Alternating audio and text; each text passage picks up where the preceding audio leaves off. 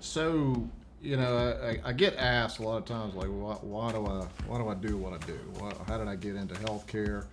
Why do I run a hospital? And I think a lot of it goes back to experiences we have when we're younger. And when I was probably about 16, in the city where I grew up in Vicksburg, Mississippi, they had an old Catholic hospital there, and they had this thing called a volunteer program. For teenagers. Teenagers, right? Yeah, So, that's cool. yeah. So a lot of times you'll hear people my age and older will refer to the volunteer programs as candy stripers. Right. I don't know if you remember that, but yeah. but it was because the girls in the program would wear skirts that looked like candy stripes. Yeah. Yeah.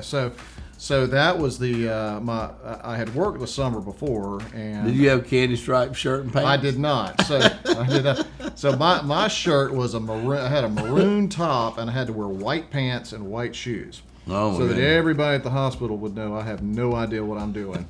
And Rookie all and over. Don't ask him to do anything. But we had a chance to work, throughout the hospital and do different jobs and everything from working in housekeeping to helping in the kitchen to putting pills together in the pharmacy. It was a little different back then. Things were a little more lax. Right. And then my favorite job though was working with respiratory therapy.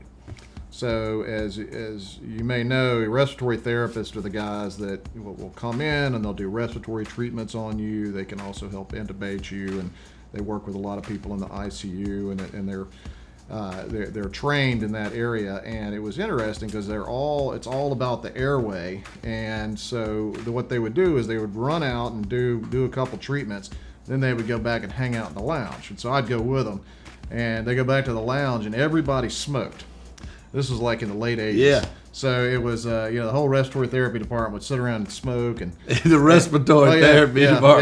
Yeah, and have snacks and and I said, well, this is great. I could I could get these with guys. this. These guys have fun all the time. So anyway, years later, I graduated undergrad and went to school for healthcare administration, but a lot of that was tied back to those early experiences, kind of understanding, the hospital is a very different place, interesting place, and there's also always something new every day that you just you don't know what to expect. So you got great exposure early on. Early on, yeah.